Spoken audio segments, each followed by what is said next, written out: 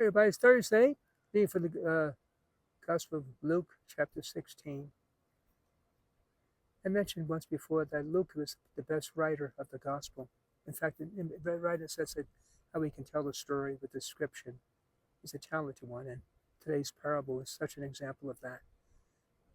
Jesus said to the Pharisees, "There was a rich man who dressed in purple garments and fine linen, and died sumptuously each day. Lying in his robe was a poor man named Lazarus, covered with sores, who would gladly have eaten his fill of scraps, for that fell from the rich man's table. Dogs even used to come and lick his sores. When the poor man died, he was carried away by angels to the bosom of Abraham. The rich man also died and was buried. From the netherworld, where he was in torment, he raised his eyes and saw Abraham afar off, and Lazarus at his side. He cried out, 'Father, Abraham, have pity on me. Send Lazarus to dip the tip of his finger in water and cool my tongue, for I am suffering and tormented in these flames.' Abraham replied, 'My child, remember that you received what was good during your lifetime, while Lazarus likewise received what was bad. But now he's comforted here, whereas you are in torment.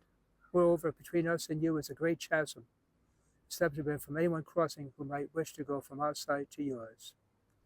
We'll pause right there. There's a little more to that parable. But it's a powerful story, isn't it, though? In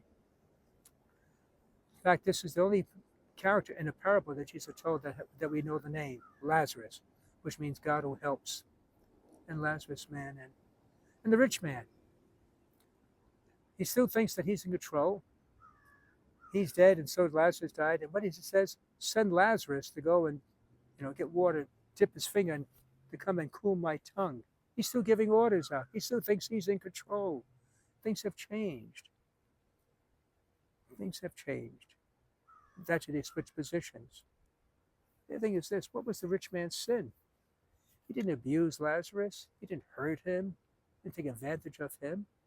His big sin was this: he never noticed Lazarus. He ignored him. We call those sins of omission. That was his fault.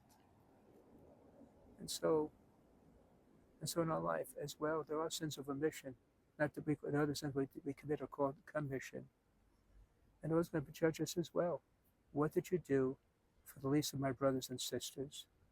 Did you help? Did you at least notice them? Were you too busy, too wrapped up in your own world, your own affairs and cares and concerns, that you had no time to help others?